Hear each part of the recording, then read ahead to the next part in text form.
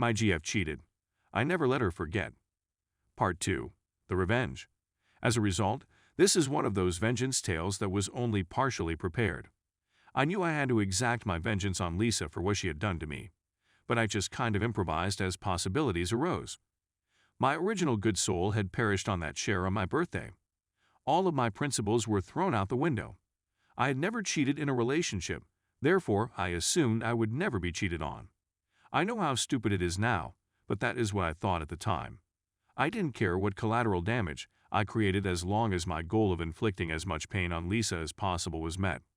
So I carried on with my new selfish outlook every day of my life. Later that week, I was sitting at my computer, scrolling through Facebook, when I came across the profile of one of her track teammates. That's when I had my first spiteful thought. I decided to try to get her colleagues to take the bait I was about to toss into the sea. Despite the fact that I didn't have evidence of her up with my colleagues, she was plainly attempting to conceal talks between them. So I decided to see how many individuals in my immediate vicinity I could passionately embrace. Fortunately, I had more alternatives than she had when she cheated on me. A men's basketball team is substantially bigger than a women's track squad. Also, much more attractive Lisa's colleague had a boyfriend, which I discovered on Facebook. But I reasoned, obviously everyone cheats, let's check if it's real. I then engage in a flirtatious social media dance with her. You know, the one where I like a few of her pics, and she likes a few of mine in return. I send her a text message and bam. A week later, she's in my bed at my residence. I then do something similar to her other comrades. All of them happen to be on her 4x4 relay squad. 2 of the 3 females I passionately embraced had boyfriends and eventually cheated on them with me, which left me with a lot of mixed feelings. It massaged my bruised ego while simultaneously making me resentful and unhappy. Giving me one of those women aren't. None of them are faithful looks.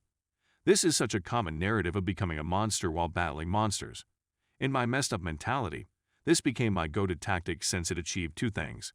It exposed a cheater, but more significantly, if they were willing to cheat on their partners, they would, A, be more covert about it, which meant the drama that would occur when it was revealed, and B, it helped me feel better about Lisa cheating since it demonstrated it wasn't my fault. Women were the source of the issue. I realize it's messed up, but that's what I thought at the time. I began to collect something from every female I up with, such as a bra, a pair of underwear, or some jewelry and so on. Not for any weird purpose, but this would come in handy later and was part of my strategy. Sometimes I didn't even have to trot. One of the girls left a pair of really distinct shoes. Lisa would recognize whose shoes they were. They belonged to the female Lisa's ex-boyfriend reconnected with after Lisa and him split up, which irritated her since she was her buddy. It would aggravate her even more if that same female had slept with both of her ex-boyfriends. I attempted to gather things that I knew Lisa would recognize, such as the sweatshirt from the women's track team with her teammate's name on it. After a while, I'd accumulated a boatload of. After a few months, one of Lisa's teammates' boyfriends found out about me and his girlfriend, and it set off a beautiful and dramatic chain of events with her and her teammates. As a result, they all found out about each other's promiscuity. The drama was colossal. It had become so nasty that even their coaches were called in. This gave me a sense of power in an evil but gratifying manner. I became enamored with the devastation I was wreaking. The most amazing aspect of it all was that the athletics PR staff had up enormous posters of me all around campus, advertising the following game the same week. They could be found everywhere. So Lisa and her pals had to see me all around campus every day as this drama erupted all around them. I felt like a victorious ruler. It was both wonderful and pitiful at the same time. Their coach then held a serious meeting with the compliance department and my team's coaches. My coaches laughed at her, stating this seems to be an internal problem, but OP hasn't done anything criminal or violated any school regulation, so there is nothing we can do. The women's track coach was enraged by this. Their squad had disintegrated. Their national standing started to fall. Then Lisa's coach got in trouble for ripping down some of the smaller posters of me around campus in a fit of rage. Everything was fantastic. I kept adding gasoline to the flames. I was always posting images of myself with females smiling and being cheerful on Facebook and Instagram. But behind it all, I felt resentful. I was so far into my new thinking that I had forgotten who I used to be. A kind-hearted, mad youngster. I despised my former self because I had allowed some female emasculate me. Looking back, I was so full of self-pity that it was sad. However, no one knew since I seemed to be a cool man in public. There was even a girl on one of the sports teams on campus who claimed to be pregnant with my child after I pretended to like her, in the same way I pretended to like all of the other females on Lisa's team, and as soon as we passionately embraced, I moved on. It's a lengthy tale, but it turned out she wasn't pregnant, but the news or press that followed just served to pierce Lisa's heart more. I left a path of misled women and broken relationships in my wake. I feel horrible now, but I didn't care at the time, since they were both at fault in my view, because they were cheating on their partners or sleeping with them.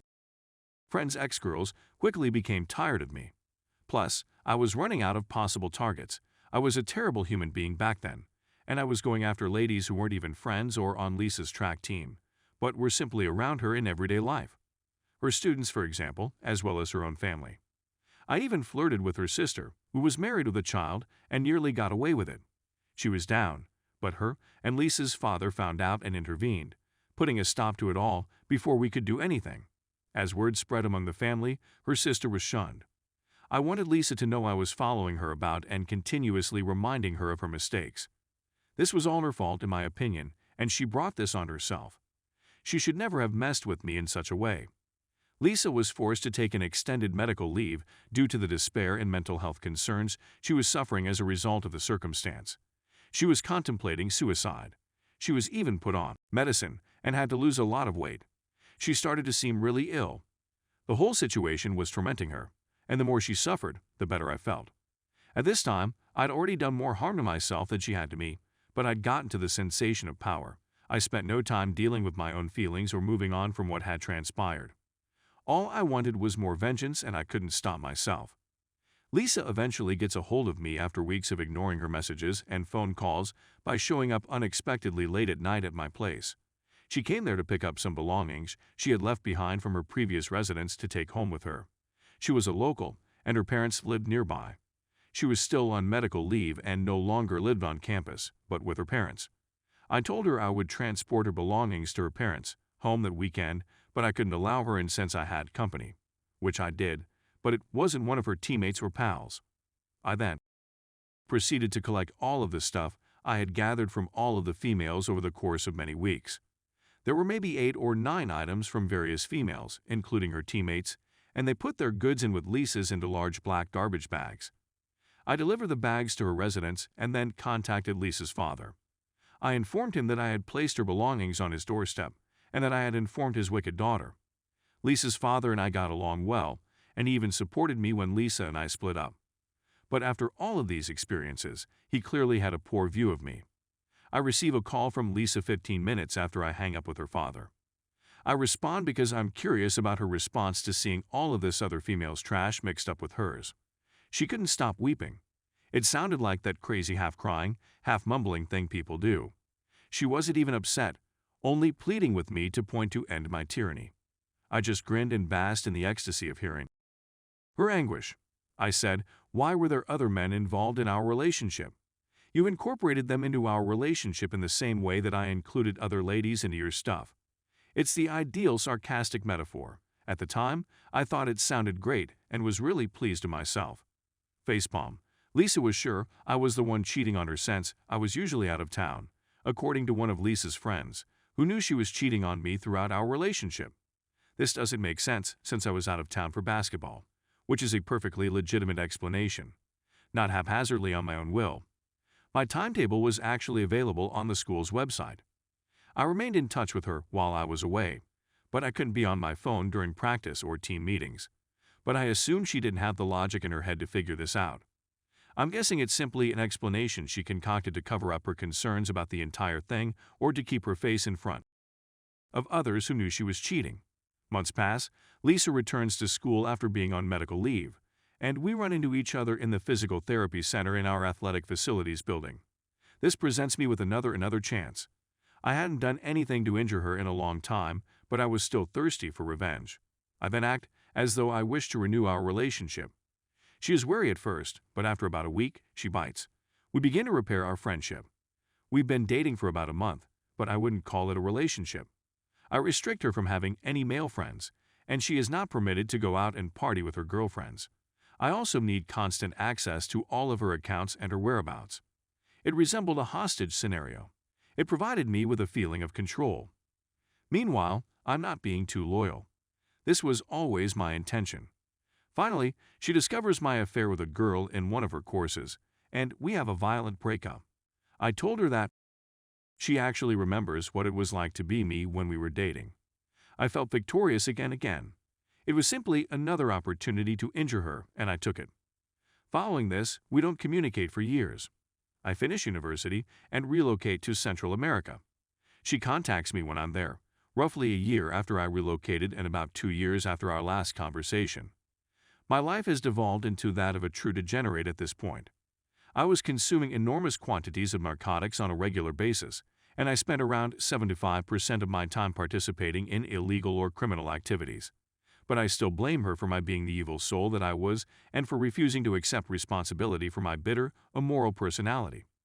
I hadn't had another relationship since she and had always had problems since I couldn't trust a woman in any form. Even though it had been years, I regarded her texting me as yet another chance to damage her. We start talking as friends and even flirt with one other on Facebook Messenger. To be sure, there are several nations, states, and an ocean between us at this time.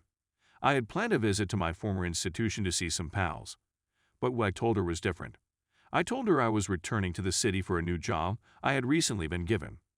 We agreed to meet up when I returned to see whether there is anything worth salvaging between us. I put on my finest acting hat and seem to have put our history behind us. But I'm still as furious as I was years ago. She is in her last year at university, and I am returning to the United States. When I arrive, I meet Lisa in a coffee shop. We stay up all night together. From her perspective, it seems that we have moved beyond our disagreements and what transpired. We may be able to sort things out. However, like I have said, I will not be returning. I'll just be here for 2 nights. She is unaware of this. After up a few times and spending 2 days together, I packed my belongings and boarded a plane back to Central America without telling her anything about my departure. I blocked her on all of my social media platforms and contact channels. This time, all I could think about was what happened to her when I vanished after she believed I had moved back and was ready to give our relationship another go. This time, though, it wasn't as gratifying as my past vengeance schemes. Every year, my drug habit and lifestyle deteriorated. 3 years later, I was hospitalized and almost died as a result of my long-term drug usage. I was never sober for a complete 24 hours following that day on the menstruation calendar. Returning the gaze. Regardless of how much anguish I may have given her with my vindictive existence, my new persona, which had replaced my old one, was contaminated with a wicked-spirited heart. I honestly believe that my acts caused more damage to myself and lead me down a path where I had no morals. Though I spent the most of my narrative telling everyone about how I kept getting vengeance on my ex for cheating on me, as wonderful as it was, I wish I had spent an equal amount of time mending myself from the occurrence. If anybody reading this is suffering from the agony of infidelity, a good revenge narrative may provide some solace, but I hope you don't make the same mistake I made. Rather, devote more effort to mending and moving on from your pain. You will not be healed by vengeance. It will be a distinct trip, but it may divert your attention away from putting yourself back together. Fortunately, I became clean and have been sober for almost 4 years. I'd even had a 2-year-old female buddy cheat on me before I became clean, but I didn't get even. I spent my time recuperating. I transformed and became only concerned with myself, which was much more rewarding than the vengeance I exacted on Lisa for cheating on me. Now, I've been married to a sober lady for over 2 years, and wow, do I have a nice life. I have a fantasy job and a fantasy marriage. Thank you to everyone who took the time to read this. Sorry if it wasn't well written. I seldom write like much, but I'd never recounted the whole tale in depth before, and I learned a lot by writing it. The main thing I want to gain out of this is to share my experiences doing bad things but getting such a gratifying sensation from it that it's nearly addicting, and transforming from a basically decent person to a really dark, nasty one. People have bad periods, of course, but I feel like my personality and mentality have never been the same since that incident. I'm looking forward to hearing from anybody who is willing to read this nonsense. Commenters writing TLDR. In college, OP dated Lisa, a woman a few years his junior. Lisa maintained a period tracker and kept note of time she had unprotected. When filming their girlfriend who had fallen asleep, OP discovered she had had unprotected with at least 4 males since they started dating. OP roommate evicted her. OP resolved to exact his vengeance. This began with all 3 of her relay teammates, track team, which resulted in the team crashing. They both had boyfriends, so OP used this as fuel to claim that it is the women who are the issue, not him. At this point, OP begins to go down the rabbit hole of drugs and drink. This went on for a long time, and OP began collecting items from ladies that might be identified by Lisa for his scheme. He would target, his words, ladies close to Lisa on purpose, so that the drama would be bigger and he would have more ammo to damage her. Lisa took a mental health vacation from despair and went to OP home to beg for her belongings back. He carried it to her parents and filled it with everything he had been accumulating. He relished the fact that she had contact and weeping. Months later, they meet into one other at PT, and he persuades her to give it another chance, despite the fact that she knows it's all a game. Holds her hostage with no boyfriends, no parties, no going out, all while cheating. They finally part ways. Years later, OP is approached by Lisa, who informs him that he will be returning to their nation for a job. In real life, he's coming on a 2-day visit, and essentially catfishes her into dating him again. They meet up and stay out the whole time. He then packs his belongings and goes, never to harm her again. After this, OP gets into trouble with drugs and alcohol, finds himself in the hospital, and has another girlfriend cheat on him. He did not exact retaliation on her. OP is now married, has a nice career, and has, supposedly, been clean for some time. He is also aware of how hazardous everything is. That, I believe, sums it up. Edit 1. Hello everyone, it's been a little over 100 days since I wrote this, and I'm still amazed at how many people read it. I appreciate all of the comments, even if they were a bit of a mixed bag. It's expanded to Facebook and YouTube, among other places, and it's fascinating to see how different the feeling is on each of those networks. Have you apologized or spoken to Lisa after the events in this story? Is one of the most frequent requests I've received. No, it does not. No, not yet. However, I intend to do so. She's on a lengthy list of changes I've been working on for years. It seems that I will return to her city sometime next year, and I'll contact her then. I know many of you are asking me not to, but I have discussed this with my sponsor, therapist, and mentors, and the conclusion is to apologize for my behavior, which I believe is necessary. Also, a lot of comments in which people totally misunderstand the purpose of the story's narrative and feel the need to act as my therapist or something, telling me how I should have done this or that over a decade ago, which was not the point. It's apparent how I responded, but that's not what this was about. This was about objective reflection, and as I indicated in my post, I've gone back into dating after a long break from Lisa. And although most of my girlfriends and relationships following Lisa were nice, I was cheated on again in a manner with one of them, and was far more distressing than the narrative I wrote with Lisa. But I have learned from Lisa's experience and chose not to seek vengeance and instead just walked away. That is when I ultimately became clean, which led to the life I currently enjoy. And I'm thinking of producing a post to illustrate the tale, since I ended up doing the healthier thing even though I was wounded more than with Lisa. The sheer number of men who reached out to me on here sharing their own stories of infidelity and drug abuse, either asking for advice or just to share their own emotions and stories, completely surprised me and honestly filled my heart with empathy.